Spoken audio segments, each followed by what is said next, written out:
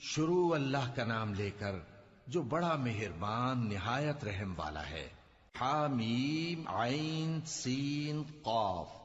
اللہ غالب و دانا اسی طرح تمہاری طرف ہدایات بھیجتا ہے جس طرح تم سے پہلے لوگوں کی طرف وہی بھیجتا رہا ہے۔ جو کچھ آسمانوں میں اور جو کچھ زمین میں ہے سب اسی کا ہے، اور وہ بلند و برتر ہے، عظیم ہے۔ قریب ہے کہ آسمان اوپر سے پھٹ پڑیں اور فرشتے اپنے پروردگار کی تعریف کے ساتھ اس کی تسبیح کرتے رہتے، اور جو لوگ زمین میں ہیں ان کے لیے معافی مانگتے رہتے ہیں۔ سن رکھو کہ اللہ بخشنے والا مہربان ہے۔ اور جن لوگوں نے اس کے سوا کارساز بنا رکھے ہیں اللہ ان پر نگراں ہے اور تم ان پر داروغہ نہیں ہو۔ اور اسی طرح ہم نے تمہارے پاس قرآن عربی بھیجا ہے تاکہ تم اس مرکزی شہر یعنی مکے کے رہنے والوں کو اور جو لوگ اس کے ارد گرد رہتے ہیں ان کو خبردار کرو، اور انہیں قیامت کے دن کا بھی جس میں کچھ شک نہیں خوف دلاؤ۔ اس روز ایک فریق بہشت میں جائے گا اور ایک فریق دوزخ میں، اور اگر اللہ چاہتا تو ان کو یعنی تمام انسانوں کو ایک ہی جماعت کر دیتا، لیکن وہ جس کو چاہتا ہے اپنی رحمت میں داخل کر لیتا ہے، اور ظالموں کا نہ کوئی یار ہوگا اور نہ کوئی مددگار۔ کیا انہوں نے اس کے سوا دوسروں کو کارساز بنا لیا ہے؟ سو کارساز تو اللہ ہی ہے، اور وہی مردوں کو زندہ کرے گا، اور وہ ہر چیز پر قدرت رکھتا ہے۔ اور تم لوگ جس بات میں اختلاف کرتے ہو اس کا فیصلہ اللہ کی طرف سے ہوگا۔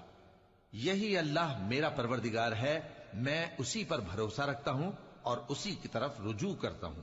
وہی ہے آسمانوں اور زمین کا پیدا کرنے والا، اسی نے تمہارے لیے تمہاری ہی جنس کے جوڑے بنائے اور چوپایوں کے بھی جوڑے بنائے۔ وہ اسی طرح تم کو پھیلاتا رہتا ہے، اس جیسی تو کوئی چیز نہیں، اور وہ سنتا ہے، دیکھتا ہے۔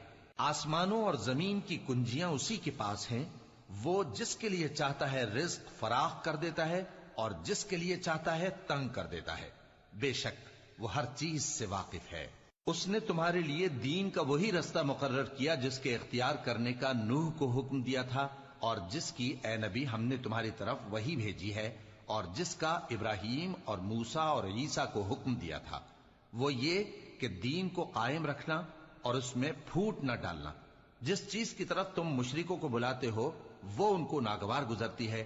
اللہ جس کو چاہتا ہے اپنی بارگاہ میں برگزیدہ کر لیتا ہے، اور جو اس کی طرف رجوع کرے اسے اپنی طرف کے رستے پر چلا دیتا ہے۔ اور وہ لوگ جو الگ الگ ہو گئے تو علم حق آ چکنے کے بعد آپس کی ضد سے ہوئے، اور اگر تمہارے پروردگار کی طرف سے ایک وقت مقرر تک کے لیے بات نہ ٹھہر چکی ہوتی تو ان میں فیصلہ کر دیا جاتا، اور جو لوگ ان کے بعد اللہ کی کتاب کے وارث ہوئے وہ اس کی طرف سے بڑے بھاری شک میں ہیں۔ تو اے نبی اسی دین کی طرف لوگوں کو بلاتے رہنا، اور جیسا تم کو حکم ہوا ہے اسی پر قائم رہنا، اور ان کی خواہشوں کی پیروی نہ کرنا، اور کہہ دو کہ جو کتاب اللہ نے نازل فرمائی ہے میں اس پر ایمان رکھتا ہوں، اور مجھے حکم ہوا ہے کہ تم میں انصاف کروں۔ اللہ ہی ہمارا اور تمہارا پروردگار ہے، ہم کو ہمارے اعمال کا بدلہ ملے گا اور تم کو تمہارے اعمال کا۔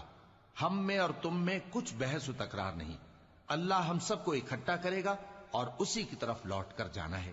اور جو لوگ اللہ کے بارے میں بعد اس کے کہ اسے مومنوں نے مان لیا ہو جھگڑتے ہیں، ان کے پروردگار کے نزدیک ان کا جھگڑا باطل ہے، اور ان پر اللہ کا غضب ہے اور ان کے لیے سخت عذاب ہے۔ اللہ ہی تو ہے جس نے سچائی کے ساتھ یہ کتاب نازل کی اور عدل و انصاف کی ترازو بھی۔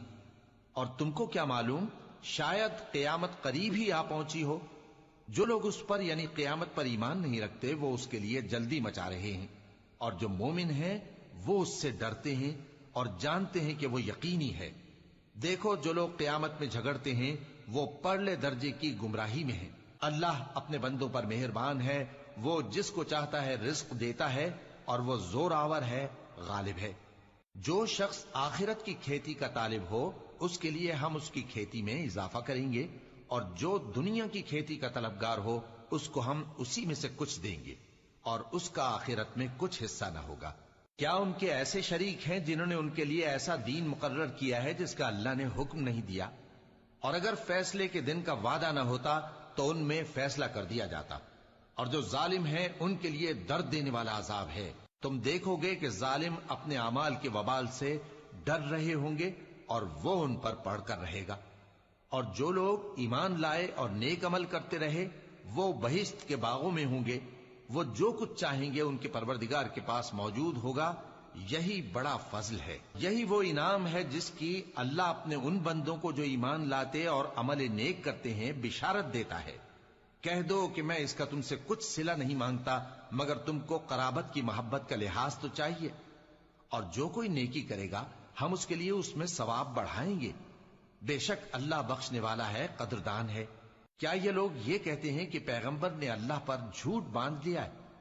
اگر اللہ چاہے تو اے نبی تمہارے دل پر مہر لگا دے، اور اللہ جھوٹ کو نابود کرتا ہے اور اپنی باتوں سے حق کو ثابت کرتا ہے۔ بے شک وہ دلوں کی باتوں تک سے واقف ہے، اور وہی تو ہے جو اپنے بندوں کی توبہ قبول کرتا ہے اور ان کے قصور معاف فرماتا ہے، اور جو کچھ تم کرتے ہو وہ جانتا ہے۔ اور جو لوگ ایمان لائے اور عمل نیک کرتے رہے ان کی دعا قبول فرماتا اور ان کو اپنے فضل سے مزید عطا کرتا ہے، اور جو کافر ہیں ان کے لیے سخت عذاب ہے۔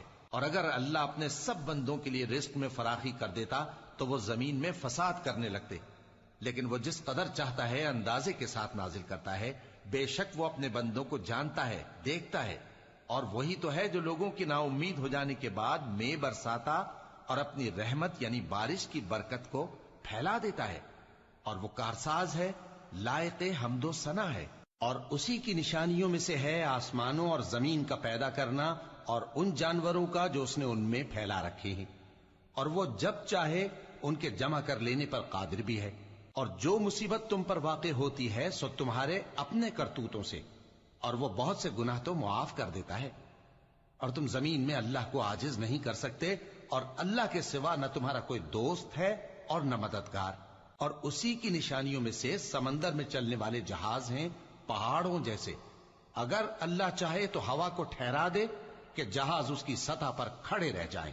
ہر صبر اور شکر کرنے والے کے لیے ان باتوں میں قدرت کے نمونے ہیں۔ یا ان کے اعمال کے سبب ان کو تباہ کر دے اور بہت سو کو معاف بھی کر دے۔ اور سزا اس لیے دی جائے کہ جو لوگ ہماری آیتوں میں جھگڑتے ہیں وہ جان لیں کہ ان کے لیے کوئی جائے فرار نہیں۔ لوگوں، جو مال و متاع تم کو دیا گیا ہے وہ دنیا کی زندگی کا ناپائیدار فائدہ ہے، اور جو کچھ اللہ کے ہاں ہے وہ بہتر اور باقی رہنے والا ہے، یعنی ان لوگوں کے لیے جو ایمان لائے اور اپنے پروردگار پر بھروسہ رکھتے ہیں، اور جو بڑے بڑے گناہوں اور بے حیائی کے کاموں سے پرہیز کرتے ہیں، اور جب غصہ آتا ہے تو معاف کر دیتے ہیں، اور جو اپنے پروردگار کا فرمان قبول کرتے ہیں اور نماز پڑھتے ہیں اور اپنے کام آپس کے مشورے سے کرتے ہیں، اور جو مال ہم نے ان کو عطا فرمایا ہے اس میں سے خرچ کرتی ہیں، اور جو ایسے ہیں کہ جب ان پر ظلم و زیادتی ہو تو مناسب طریقے سے بدلہ بھی لیتی ہیں، اور برائی کا بدلہ تو اسی طرح کی برائی ہے، مگر جو درگزر کرے اور معاملے کو درست کر دے تو اس کا بدلہ اللہ کے ذمے ہے۔ اس میں شک نہیں کہ وہ ظلم کرنے والوں کو پسند نہیں فرماتا۔ اور جس پر ظلم ہوا ہو اگر وہ اس کے بعد انتقام لے لے تو ایسے لوگوں پر کچھ الزام نہیں۔ الزام تو ان لوگوں پر ہے جو لوگوں پر ظلم کرتے ہیں اور ملک میں ناحق فساد پھیلاتے ہیں۔ یہی لوگ ہیں جن کو تکلیف دینے والا عذاب ہوگا۔ اور جو صبر کرے اور قصور معاف کر دے تو یہ بڑی ہمت کے کام ہیں۔ اور جس شخص کو اللہ گمراہ رہنے دے تو اس کے بعد اس کا کوئی دوست نہیں۔ اور تم ظالموں کو دیکھو گے کہ جب وہ دوزخ کا عذاب دیکھیں گے تو کہیں گے کیا دنیا میں واپس جانے کی کوئی سبیل ہے؟